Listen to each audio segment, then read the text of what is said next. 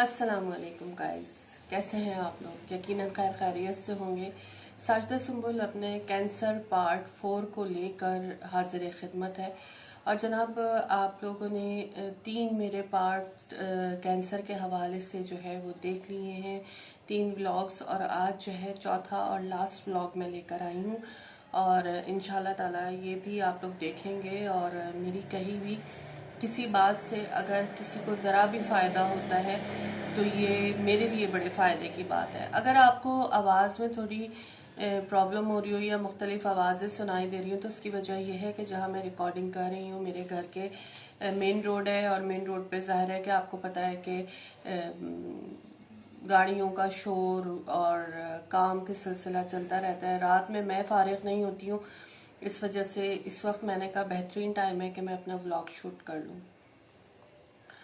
साजिदा व्लॉगी के इस व्लॉग में, जो कि कैंसर के हवाले से, हमने पिछले अपनी लास्ट वीडियो में यही बात कही थी कि कीमो के दौरान मेरे साथ एक और हादसा हुआ जो कि मेरी ज़िंदगी का सबसे बड़ा हादसा था। अगर मैं उस पर गुफ्तगू करने लगूँ तो यकीन मानिए कि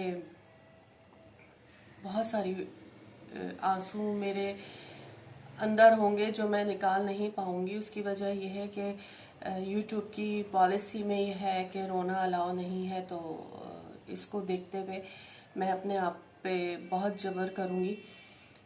हुआ कुछ यूँ कि लेकिन उससे पहले, जी हाँ, उससे पहले मैं आपसे ये कहूँगी कि मेरे चैनल को सब्सक्राइब कीजिए, लाइक कीजिए, शेयर कीजिए, बेल आइकन को ज़रूर प्रेस कर दीजिए ताकि तमाम आने वाली वीडियोस आप तक फ़ौरन पहुँच जाए। बात कर रही थी कि हुआ क्या। हुआ ये कि कीमो की मेरी एक डेट आ गई और मुझे कीमोथेरेपी के लिए जाना था। उससे 3 दिन पहले मेरे भाई का फ़ोन आ गया और उन्होंने कहा कि मुझे घर में सब गुड़िया कहते हैं कि गुड़िया, पापा आप लोगों को याद कर रहे हैं। तो आप और मेरी सिस्टर जो मेरे साथ हैदराबाद में ही रहती हैं, हम 4 बहन भाई हैं माशाल्लाह से। उसमें दोनों भाई कराची में रहते हैं और हम दोनों बहनें हैदराबाद में रहते हैं। तो भाई ने कहा कि आप दोनों बहनों को, बाजी को और मुझे, पापा याद कर रहे हैं, तो आप कीमो के लिए आओगे तो फिर पापा के पास एक रात यहाँ रुकना। हमने कहा ठीक है। और मेरे हस्बैंड ने भी कहा कि पापा की पिछले हफ्ते तबीयत सही नहीं थी तो आप जाएं और मिलकर आएं। हमने कहा हाँ ठीक है। पिछले हफ्ते, एक हफ्ते पहले, मैं और मेरी सिस्टर, मेरे बहनों ही हम लोग मिलकर आए थे। तो हमने कहा ठीक है, एक रात हम पापा के साथ गुजारेंगे, और वो ये डिसाइड हो गया। अब कीमोथेरेपी के लिए और चेकअप के लिए मैं चली गई। वहाँ मेरा चेकअप स्टार्ट ही हो रहा था। मैं डॉक्टर के पास गई भी थी कि एक कॉल मेरे पास आई ना मेरे भाई की, और बस वो कॉल क्या थी समझ लें कि क्या। उसने कहा कि आप कहाँ हो। मैंने कहा मैं डॉक्टर को चेकअप करा रही हूँ। तो कहने लगा कि आप चेकअप रोक दीजिए और फ़ौरन घर आए। तो मैंने कहा खैरियत। तो कहने लगे पापा की तबीयत सही नहीं है। हमने कहा अच्छा ठीक है। एक अफरा तफरी, क्योंकि कभी ऐसा हुआ नहीं ना कि मतलब एकदम इतनी इमरजेंसी हो। और कीमोथेरेपी, सबको पता है कि अगर कीमोथेरेपी हो रही है तो फिर तो ऐसी कोई बात करना। तो मेरा माथा उसी वक्त थोड़ा सा ठनक गया कि कोई प्रॉब्लम है ज़रूर। कीमोथेरेपी का मेरा प्रोसेस चल ही रहा था कि भाई अब शुरू होनी है। तो मैंने फिर वहाँ एक्सक्यूज़ किया, वहाँ लिखवाया कि भाई मेरे फादर की तबीयत सही नहीं है और मैं घर जा रही हूँ। उन्होंने कहा आप लिख के दे के जाए। हम लिख कर देकर आए। और जाहिर है कि उनकी भी अपनी जिम्मेदारियां होती हैं, और फिर जब हम पेमेंट जमा करा देते हैं तो फिर जाहिर है कि वो पूरा उनको तो जवाबदेह होना पड़ता है। रास्ते में ही थे, हमने वहां से ऑटो किया। ऑटो, कराची के रास्ते आपको पता है कि कितने बड़े होते हैं। अब Karachi national Liaquat national hospital से लेके नॉर्थ कराची जाना रास्ता ही इतना लंबा है। हमने ऑटो किया, ऑटो में बैठे। अभी रास्ते में हम दोनों बहनें बिल्कुल खामोश ना, लेकिन बीच में मैं बाजी से कहने लगी कि बाजी कुछ ऐसी चीज है जो मुझे कुछ अजीब लग रही है ना। उन्होंने भी कहा कि मेरा भी दिल थोड़ा सा परेशान है। अभी हम ये बातें कर ही रहे थे कि चच्ची का हमारी हैदराबाद से फोन आ गया और उन्होंने बाजी को कहा कि आप अभी तक पहुंचे नहीं हो क्या। हम बाजिन का कहाँ कि वो भाईजन के यहाँ। तो बाजिन का हम वहीं जा रहे हैं। तो कहने लगे खालदा तदफीन कब की है। बस ये कहना था। और यकीन मानिए कि वो सफ़र जो हमारा था फिर मैंने अपने आप को टटोलने के लिए मैंने दोबारा अपने भाई को फोन किया और मैंने कहा कि तारिक भाई कहाँ है पापा। तो कहने लगे कि यार हॉस्पिटल लेकर आए हुए हैं पापा को। तो मैंने कहा आप हमें हॉस्पिटल बता दो, हम वहीं आ जाते। कहला है नहीं नहीं, अब पापा की तबीयत बेहतर है, आप घर पहुंचो, हम पापा को घर ही ला रहे हैं। तो मैंने अपनी सिस्टर को कहा, मैंने कहा बाजी ये सिर्फ हमें तसल्ली दे रहे हैं क्योंकि उन्हें पता है कि मेरी तबीयत इस तरह की है। अब जब हम घर पहुंचते हैं तो वहाँ तो हमारे आधे रिश्तेदार मौजूद हैं, मेरी फुप्पियाँ मौजूद हैं, उनके बच्चे मौजूद हैं, मैं मेरे भाई की फैमिली तो थी ही वहीं और बहुत सारे लोग वहाँ। और वो तो जो सूरत हाल थी फिर वो तो नाकाबिले बयान होती है ना। तो मेरी केमो के दौरान मेरे फादर की डेथ हो गई और वो मेरे ही गम में चले गए। अब भाभी ये मुझे बताती हैं कि सुबह सवेरे मेरे फादर की आदत थी कि वो तहज्जुद में उठ जाते थे और फिर इशराक पढ़ के सोते थे। तो कह रहे हैं पापा उठे हैं, सब कुछ हुआ है, वॉक कर कर आए हैं, नमाज पढ़ी है, उसके बाद सो गए हैं, 10 बजे के करीब सोए हैं। तो 10:30 बजे उनकी शायद आँख खुली होगी। तो वो ये कहते हुए गए कि बेटा आप हमारा नाश्ता बना दीजिए, और वॉशरूम में चले गए। अच्छा, उससे पहले भाभी कह रही है रात में मुझे उन्होंने ये कहा कि भाई सुबह ये दोनों बेटियां आएंगी। तो पापा का बेडरूम में डबल बेड था और मैं हमेशा अब तक बड़े लाड उठाती थी ना, मैं जाती थी और अपने वालिद के साथ सोती थी और वो मुझे दूर नहीं होने देते थे। जबकि मेरे दोनों बेटे थे तो मैं उनको कहती थी कि नहीं पापा ये आपको लाते वाते मारेंगे, सोते हुए हाथ पैर चलाते हैं। कहते हैं नहीं नहीं, आप मेरे साथ ही सोए, और बीच में बच्चों को सुलाना और करना। तो उन्होंने भाभी से कहा कि अब ये दोनों आ रही हैं और तो आप ऐसा करें कि मेरे बेड के साथ एक चारपाई भी लगा दीजिए, तो मैं बीच में सोऊंगा, एक तरफ जो है मेरी एक बेटी हो जाएगी, दूसरी तरफ जो है मैं हो जाऊंगी ना, मतलब दूसरी बेटी हो जाएगी। तो हाँ इस तरह ना। तो भाभी कहने लगी पापा जब वॉशरूम में गए तो मैं वो सेटिंग करने लगी कि अब मैं सेटिंग कर देती हूँ वरना आके पापा फिर कहेंगे कि बेटा आपने अभी तक किया नहीं। तो मैंने कहा चलो उससे पहले मैं ये सेटिंग कर दूँ। कह रहे मैंने सेटिंग भी कर दी, नाश्ता भी बन गया, काफ़ी देर हो गई। और जब पापा वॉशरूम से नहीं निकले, क्योंकि एक हफ्ते पहले पापा की तबीयत ख़राब हुई थी, तो उनको ये कह दिया था कि पापा वॉशरूम जाते ना तो कुंडी मत लगाया करें। तो कह रही हैं कि मैंने हल्का सा दरवाज़ा खोल के देखा तो मुझे नीचे कुछ वाइट कुछ गिरा हुआ सा नजर आया ना, वो पापा थे, वाइट सूट पहनते थे। कहले मैंने एकदम चीखना शुरू कर दिया, तारिक तारिक आए देखें, पापा को देखें क्या हुआ। देखा तो पापा उस वक्त एक्सपायर्ड थे, लेकिन दिल की तसल्ली के लिए एम्बुलेंस बुलाना, फिर हॉस्पिटल लेके जाना, यूं करते कराते और पता नहीं किस वक्त पापा इस दारे फानी से कूच कर गए। लेकिन मेरे फादर हमेशा जिंदा रहेंगे, वो इस कदर नेक आदमी थे, दुनिया उनके लिए कहती है, और मुझे पता है वो जिंदा है, वो मेरे आसपास हैं। बस अफसोस ये है कि लास्ट टाइम हम दोनों बहनें उनसे मिल नहीं सके, मैं उनसे बात नहीं कर सकी। पता नहीं वो हमसे क्या कहना चाह रहे थे, क्यों हमें बुलाया था, क्यों उनको हमारी इतनी याद सताई, वो एक खलिश से दिल में रह गई। अगर बस थोड़ा, अगर मुझे और बाजी को पता होता ना, हम सीधे हॉस्पिटल के बजाय हम सीधे पापा के पास जाते पहले, शायद वो कुछ कह लेते। लेकिन एक खलिश होती है ना जो दिल में रह जाती है, वो रह गई है सारी जिंदगी के लिए। आज इस बात को 2 साल होने वाले हैं, वो भी मुहर्रम की 23 मुहर्रम थी, और मुहर्रम के बाद अब देखें 2 साल हो गए और कैसे वक्त गुजर जाता है। उसके बाद फिर दूसरे दिन सोयम था, लेकिन सबने मुझे कीमो के लिए भेज दिया कि जाओ तुम अपनी कीमो कंप्लीट कराओ। फिर मैं गई तो हॉस्पिटल में सबने मुझसे बड़ी ताज़ियत की, सारे डॉक्टर, सारा पैरामेडिकल स्टाफ एक एक आके मुझसे ताज़ियत करता था और कहता था बहुत अफसोस है, अल्लाह पाक आपको हिम्मत ताकत देते हैं, अल्लाह पाक सब्र देते हैं, बिल्कुल देते हैं, वरना अपने प्यारों को कैसे अपने हाथ से हम दफन करके आते हैं और कैसे उनको इतनी छोटी सी जगह में लिटा कर आ जाते ना। तो अल्लाह पाक देते हैं हिम्मत। कहते ना पढ़ते रहो इन्नल्लाह मअस साबरीन, तो मैं पढ़ती थी, बल्कि हम सब बहन भाई पढ़ते थे। मेरी तो क्योंकि कीमोथेरेपीज हो रही थी तो मुझसे बहुत ज़्यादा पढ़ा नहीं जाता था। मैं थोड़ा सा भी कुछ पढ़ती थी मेरा सर चकराने लगता था, क्योंकि एक जगह निगाह टिका के रखना मुश्किल था। लेकिन मेरे और तीनों बहन भाइयों ने बहुत पढ़ाई की।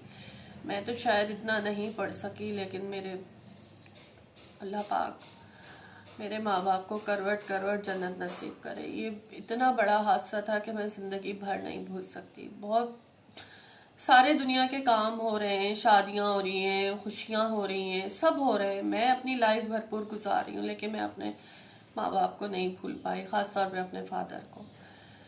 फिर जनाब कीमोथेरेपी के सिलसिले तो चल ही रहे थे, जो कि रुकने वाले नहीं थे और रुके नहीं जब तक कि पूरी 17 हर्सेप्टिन नहीं लग गई और 12 मेरी कीमोथेरेपीज नहीं हो गई।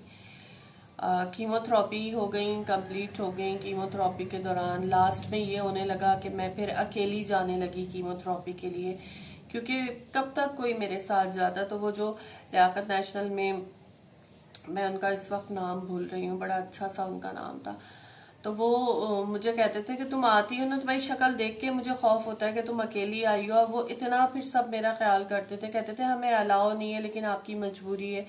तो मुझे काउंटर के सामने वाला बेड देते थे। फिर जो मेरे रूम में दूसरा बेड होता था, उनसे कहते थे कि इनको देखते रहिएगा।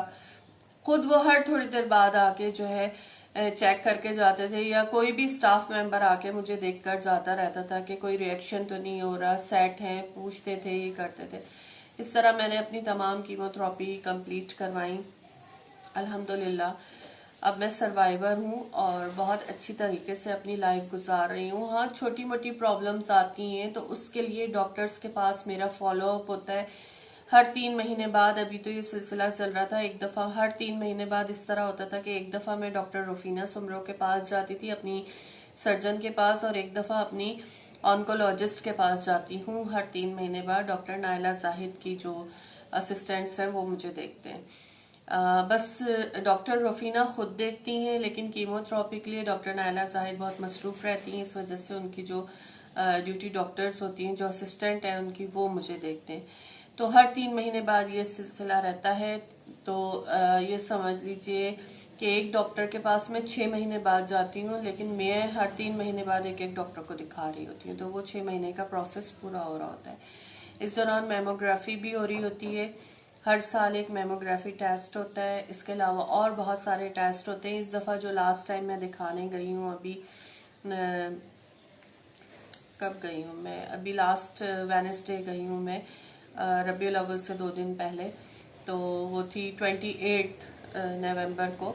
तो मुझे डॉक्टर ने, मैंने बताया कि अब मेरी कुछ ये हड्डियां हैं ना, इनमें हल्का हल्का दर्द हो जाता है, कोई मुझे, मैं बहुत कमज़ोरी फील करती हूँ। तो वो उसके मेरे काफ़ी अभी टेस्ट दिए, एक डेक्सा टेस्ट दिया है, फिर मेमोग्राफी मेरा ड्यू हो गया था, वो मुझे कराना है, फिर मेरा पेल्विस का और एब्डोमेन का अल्ट्रासाउंड है, इसके अलावा ब्रेस्ट का अल्ट्रासाउंड है, फिर मेरा जो है शुगर का मेरा 3 मंथ्स का जो टेस्ट होता है वो होगा, सीबीसी कहलाता है।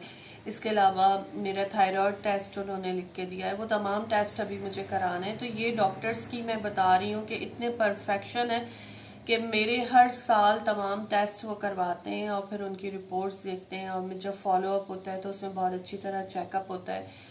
और अल्हम्दुलिल्लाह अभी तक मुझे कोई प्रॉब्लम नहीं है। अब ये थोड़ी बहुत कमज़ोरी तो जाहिर है कि इतना जहर मेरे जिस्म में कीमोथेरेपी की शक्ल में गया है, उस जरासीम को मारने के लिए हाई डोज थे, केमिकल्स हैं, तो कुछ ना कुछ तो साइड इफेक्ट होता है, वो है मेरे साथ थोड़ी बहुत। लेकिन मैं अपनी विल पावर से जो है सारी चीज़ें मैनेज करती हूँ। मैं उसमें, मेरे घर के काम भी हैं क्योंकि मैं हाउस वाइफ हूँ, मेरे 2 बच्चे हैं अल्हम्दुलिल्लाह, मेरे हस्बैंड हैं जिनको परफेक्ट वक्त पे खाना चाहिए होता है, यानी दोपहर 1:30 बजे उनको दोपहर का खाना चाहिए होता है, और रात में 8 से 8:30 के दरमियान उनको रात का खाना चाहिए होता है। तो ये तमाम चीज़ें हैं। साथ ही साथ मेरा रेडियो भी है, जो कि मैं रेडियो अपना ज्वाइन किया हुआ है और मैं अपनी ड्यूटी भी देती हूँ। तो ये तमाम चीज़ें मेरी साथ साथ चल रही होती हैं, सिर्फ और सिर्फ किस तरह, मेरे विल पावर से।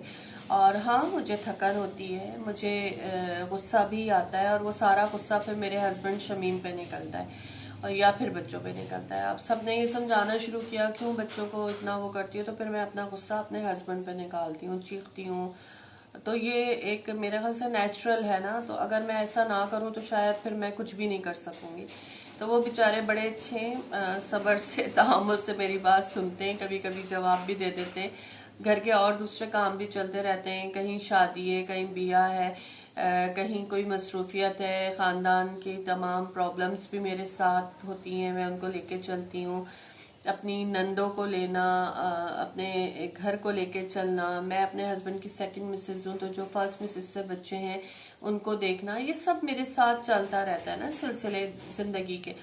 तो इनसे कभी मैंने मुंह नहीं मोड़ा, और अल्लाह पाक मुझे शायद यही सारी वजह है जो इतनी हिम्मत ताकत दे रहे हैं कि मैं जो है अब सरवाइव कर रही हूँ। अब जो है मुझे ये हुआ है कि मैं अपना चैनल स्टार्ट करूँ, क्योंकि देखिए ये मेरा एक शौक भी है, मेरा एक पैशन भी है, और अब मैं चाहती हूँ कि मेरे इतने सारे सब्सक्राइबर हो जाएं, इतने मेरी व्यूज़ आ जाएं, इतने मेरे वॉच टाइम हो जाएं कि फिर मेरे लिए आगे के लिए आसानियाँ हों। आप समझ रहे होंगे ना कि मैं किस हवाले से बात कर रही हूँ।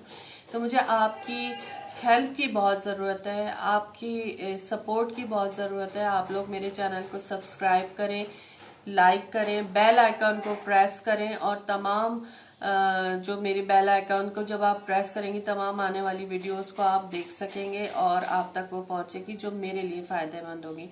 तो ये वो बात ही। दूसरा ये कि अपनी तमाम उन बहनों से मैं ये बात करूंगी कि जो ब्रेस्ट कैंसर का इस वक्त शिकार है, तो हिम्मत ना हारें। आपने अगर हिम्मत रखी तो हर मंजिल बहुत आसानी से आप तय करते चले जाएंगे। प्रॉब्लम होती हैं, बहुत होती हैं। कीमोथेरेपी के दौरान जो सबसे बड़ी प्रॉब्लम होती है वो नसों का ना मिलना। नसें इतनी थिन हो जाती हैं, इतनी पतली हो जाती हैं कि कैनुला से वो नसें मिलती नहीं है, और वो सबसे खतरनाक प्रोसेस होता है जब वो बार बार निडल प्रिक करते हैं, फिर वो निकालते हैं, वो नहीं जा रहा होता। बेचारे बहुत सर तोड़ के कोशिश कर रहे होते हैं कि पहले प्रिक में ही लग जाए, लेकिन कीमोथेरेपी के बाद नसें बहुत ज्यादा पतली हो जाती हैं, जिसकी वजह से ये प्रॉब्लम आती है। तो बटरफ्लाई से भी, कैनोला के अलावा बटरफ्लाई से भी वो यूज कर रहे होते हैं, लेकिन क्या करें, वो जब प्रॉब्लम ऐसी आ जाती है उनका कोई कसूर नहीं होता। तो ये छोटी छोटी प्रॉब्लम्स बहुत होती हैं, लेकिन इनसे हमने हिम्मत के साथ, ताकत के साथ लड़ना है। ताकत तो बहुत कम होती है, लेकिन हिम्मत और विल पावर। अपने इम्यून सिस्टम को बेहतर बनाइए, अच्छी डाइट लीजिए। अगर इस वक्त आप खा पी सकते हैं तो बहुत अच्छी डाइट लीजिए। वो खवातीन जो कि नॉर्मल लाइफ गुजारी हैं, अल्लाह पाक उनको हमेशा अच्छा रखे, इस बीमारी से आपको हमेशा बचाए। अपने इम्यून सिस्टम को आप लोग सब अच्छा रखें, बेहतरीन डाइट लें। खवातीन डाइट अच्छी नहीं लेती, इस वजह से भी प्रॉब्लम आती हैं। तो इससे बचने के लिए अपनी भरपूर डाइट का आप इस्तेमाल कीजिए। खुश रहिए, हंसिए, मुस्कुराइए, लोगों को अच्छी बातें बताइए, अच्छा कीजिए, अल्लाह से लौ लगाइए, फिर देखिए जिंदगी कितनी आसान होती है। मैंने तो अपनी जिंदगी इसी तरह आसान की है। अब आप किस तरह आसान करेंगे अपनी जिंदगी, ये आपके ऊपर है। तो आपसे यही कहेंगे, चैनल को लाइक जरूर कीजिए, सब्सक्राइब जरूर कीजिए, और मेरे लिए बहुत सारी दुआएं कीजिए कि अल्लाह पाक मुझे मजीद हिम्मत ताकत देता रहे, और मैं इसी तरह आप लोगों के लिए वीडियोस लेके आती रहूं, और हिम्मत और ताकत से अपने कामों को सर अंजाम देती रहूं। इसी के साथ साजदा सुंबुल को इजाजत दीजिएगा। जिंदगी बखैर रही तो किसी और वीडियो में आपसे मुलाकात करेंगे। तब तक के लिए अल्लाह निगहबान।